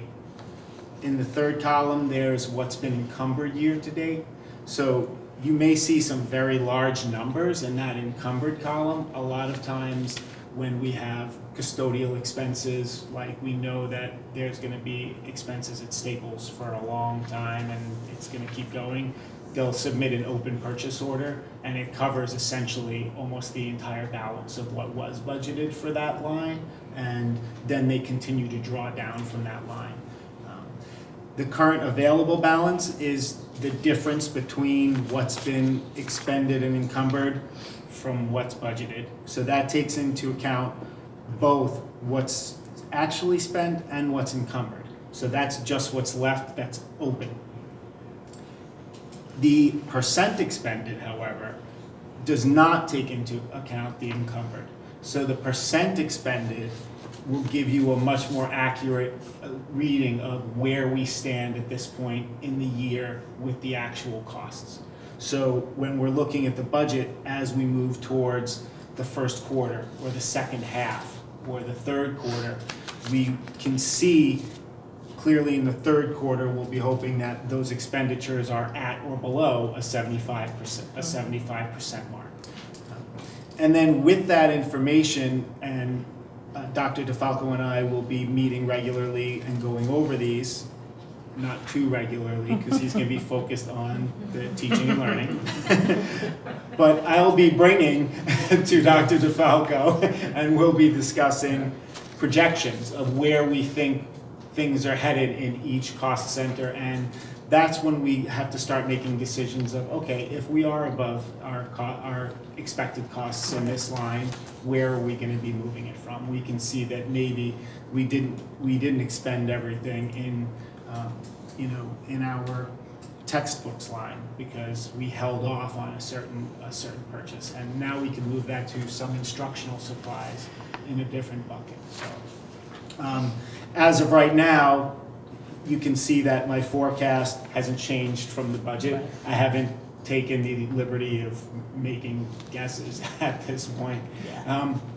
And therefore, the delta column is a lot of zeros. Yeah. I would anticipate that toward the half-year mark, those columns will become much more meaningful as we move into budget season as well. It will help direct the development of the upcoming FY20 budget as well. So there are a couple of, so if you actually look down that green column with the current available balance, you might see some red. Some reds. I'm like, wow, so we've already encumbered Putting it right out there. more than we've budgeted. You'll notice that the third line down, that's me. Yeah. You're not going to pay me this year, but not out of that line. Right. Because if you look right below, essentially the same amount that we're over encumbered in the assistant superintendent's line is under encumbered in the business office line. So that's where that position was originally allocated.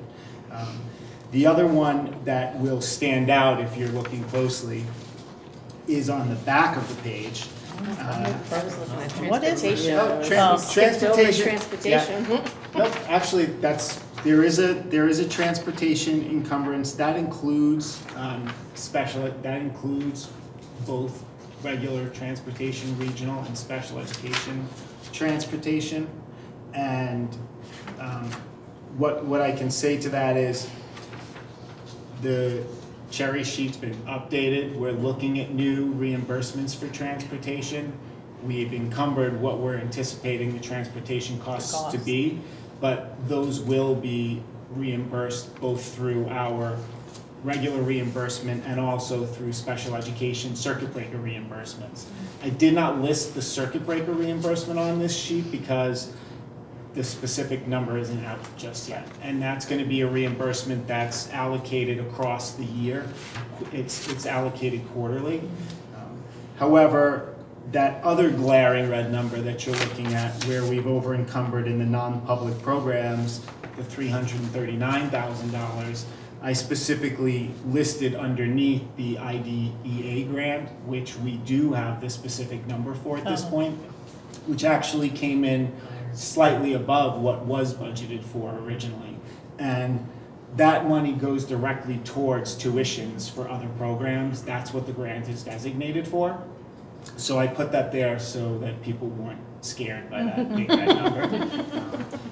And essentially, we're hoping that on a month-to-month basis, we'll be able to look at this report. If anyone has very specific questions about individual lines, the detailed information behind the cost centers is available.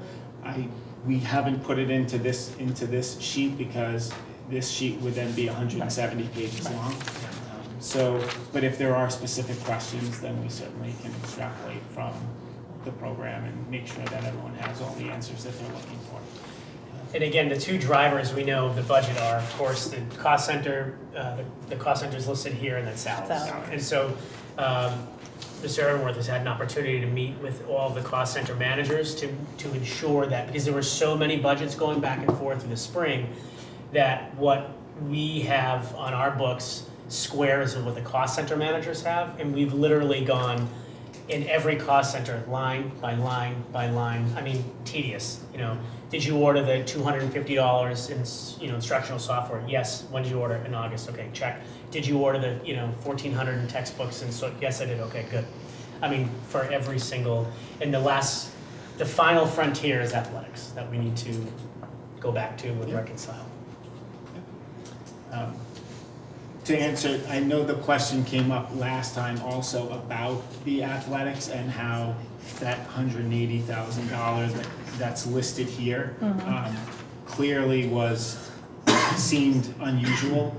During our conversations, Jill and I actually outlined the offsets for the student user fees, and we basically went through all of the different student groups and the athletic programs and what the student user fees that would be brought in were from each of those student user groups, and started comparing them to her budget and making sure that we were going to be able to fund everything that needed to be.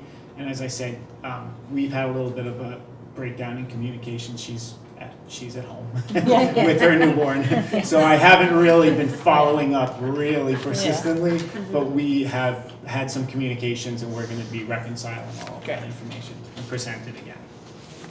So, are there any questions about? I guess I just have one question. For the for 5,100, the retirement number, it's expended already at 85%.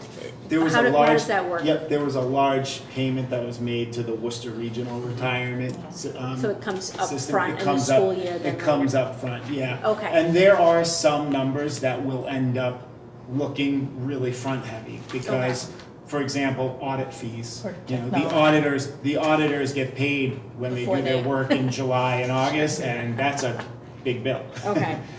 But again, that's another example, which is a perfectly good question. But sometimes it's just the timing of when the services are rendered. Okay. My only other question would be, and I know I already asked you this, but I figure, I don't think we finished the conversation. Are you going to give us revenue on a separate page, or do you find that you'll work it into so we can see where a user fee would be going towards a balance on the current projection? Or do you think you'll do that on a separate sheet? I think, as I said, this is a template, and it's certainly a working document that the hope is it will come to serve whatever purpose we're looking for it to Or serve. even like you're pointing out the IDA. So there's certainly, yeah. So what I will do is on the next iteration, I'll try to put in a section on revenues, whether or not it can be as detailed as this money came into the user fee account and this exact amount was allocated towards soccer or this specific line. I'm not sure. I don't think it has to be specific, but it's nice to see the absolutely to make sure the money's there. To make sure the money's there to offset that, and we certainly will. Or at least we see it going towards that function code. Yeah, absolutely. Yep. Yeah, that makes sense to show all the funding streams and where it's coming in. And I know that we had spoken about it briefly. Yeah. I will make sure that. Or it may even end up negative for a while and then positive where if it's coming in different, but at least eventually that projection. Yeah, as the year moves on, we'll see everything evening out. Okay. Or we'll decide where money needs to be moved from. Yeah, exactly. Hopefully that's not the case for those specific programs, but in other areas, sometimes it does happen. So it sounds like we'll have three. We'll have a cost center report, salary spend down, with the projections to the end of the fiscal year, and the revenue document.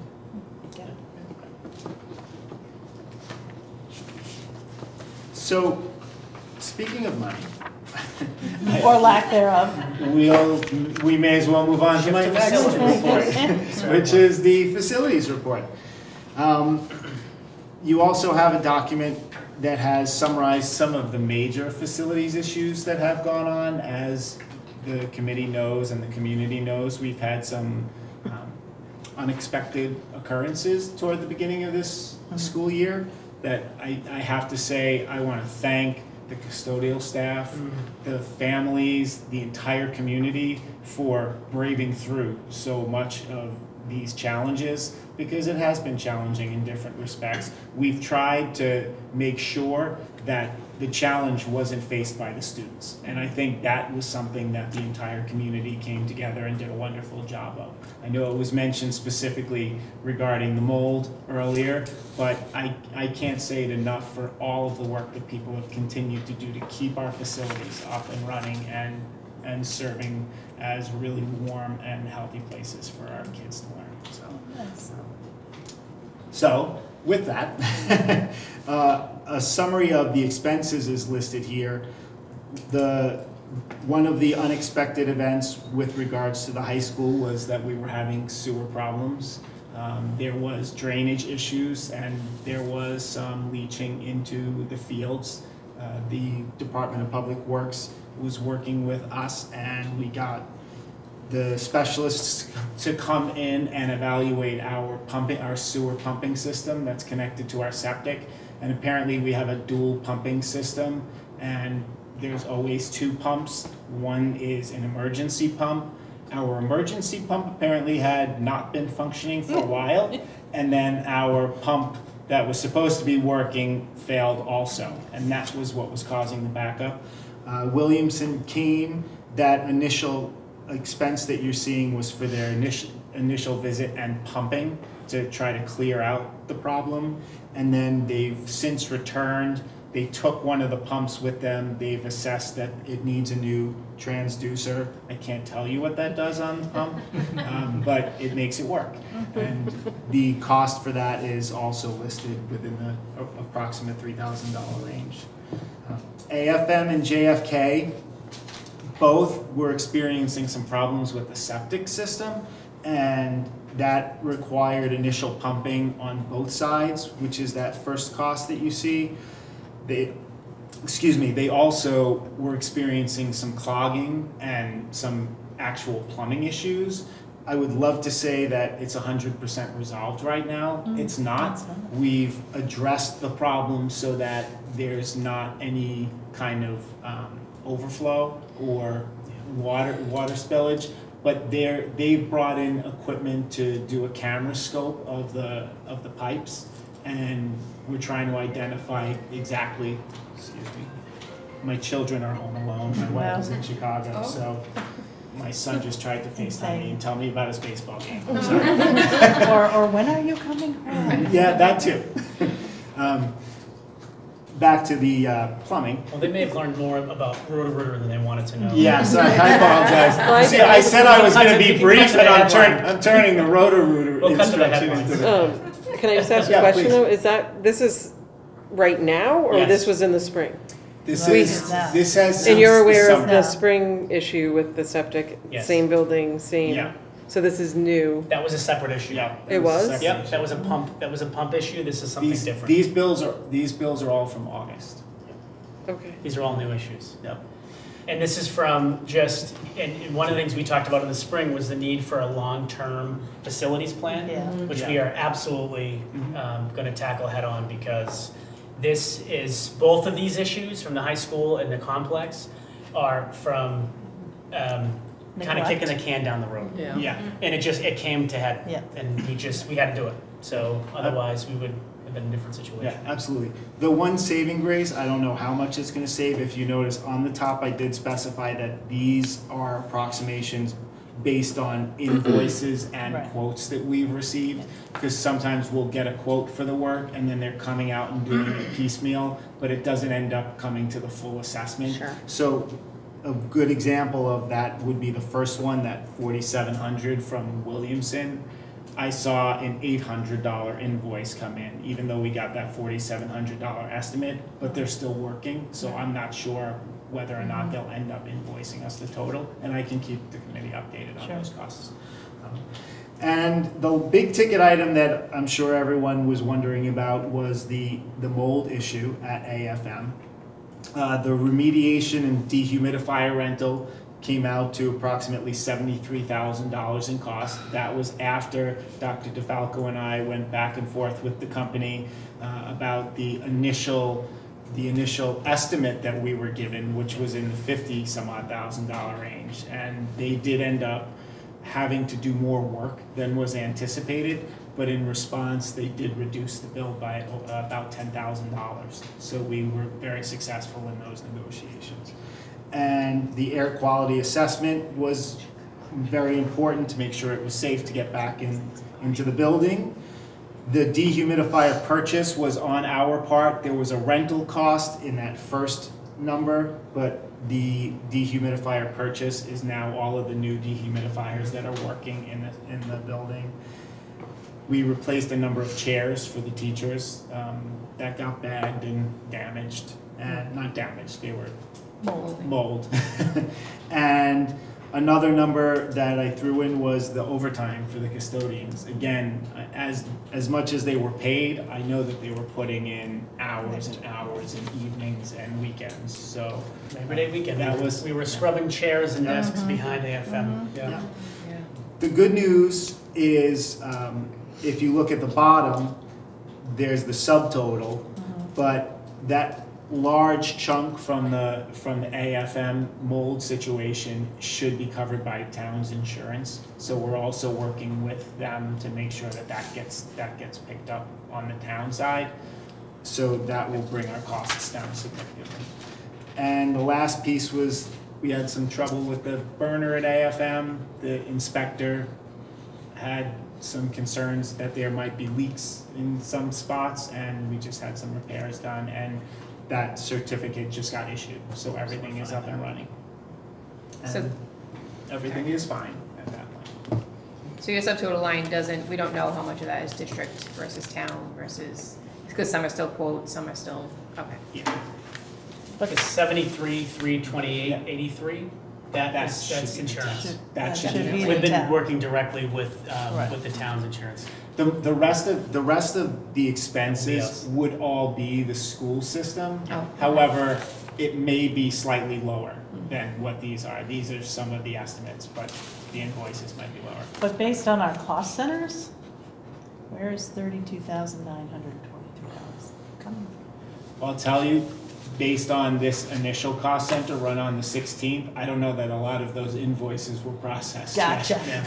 I think you just signed a bunch of them. They've all been applied to lines, and I think they have been applied. And I think we took an approach on these, just so the committee knows, where these were just non-negotiables for us. Right. If we don't, if we didn't have the piping fixed at the high school, you can't open the building. Right. So there were things that we just said, we're going to pay it, and we will figure it out, because we have to have the building. You know. Where are we with MES and the water there? I just got an update on that, actually. I was texting. Sorry. I was texting. That's been an interesting process. Yeah. I was texting with Christina earlier, and they are believing that they were not sure whether or not there was a problem with the water gauge, or if there was a crack in the tank at a certain level in the tank. So they had filled the tank to a specific level where they thought the crack might be, and the water level wasn't going down. And the last they checked, the water level hadn't gone down, at least significantly, and they were going to be, I believe, this evening filling it to a higher level to see if they could get a better bearing or determine if it might just be the valve. It might have just been the valve that they replaced. But they did replace that, correct? They did replace the meter on it. That, all of those expenses, I asked because there was a line here originally for MES, and all of those expenses have been incurred by the town. Thank you. All right.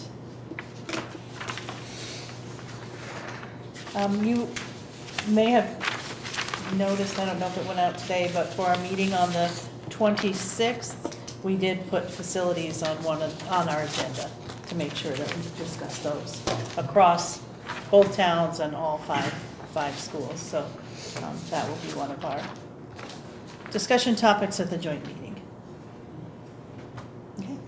Thank you, Matt. Thank you. School committee. Sarah, got anything? Jack? I spoke to some members of the Blackstone Board of Selectmen. They are now aware of the joint meeting.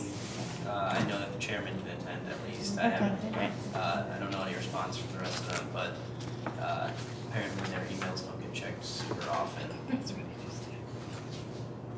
That's about all. Well, thank you for following up then. Sorry, I like the agenda. Police today. I asked Jason about core renovation, but could we have the update for the folks out there? Oh, sure. Yeah. So yeah, absolutely. That's okay. The high school, as you know, we submitted a letter or statement of interest to the Mass School Building Authority for a core renovation for the high school, BMR High School, and we will know in December whether or not that we were selected for that project.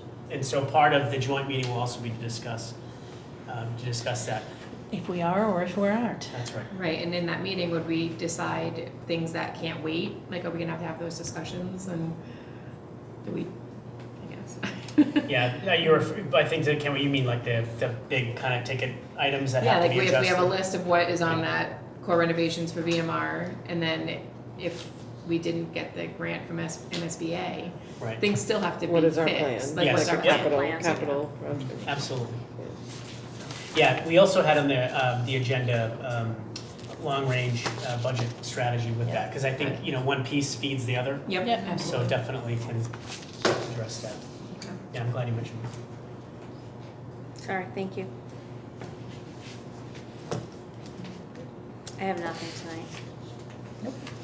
Aaron? Okay, so I hope you all come visit me at the Candy Graham booth. And Air For the Graham. Candy and Air Graham at the Music Fest this weekend.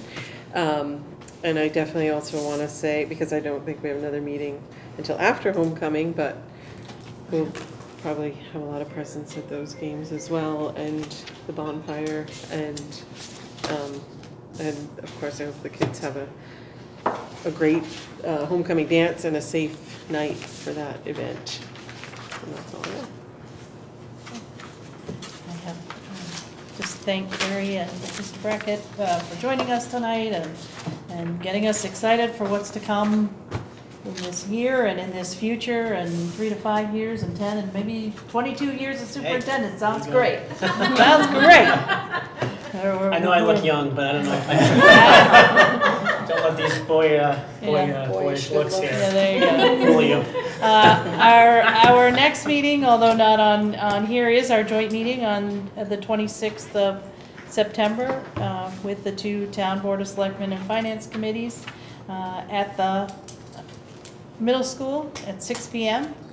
And then our next regular meeting, Wednesday, October 10th, also at the middle school. So, motion to adjourn. So moved. So Second. Oh. Third. Moved by Tammy, seconded by Tara. All those in favor say aye. Aye. Thank you all very much.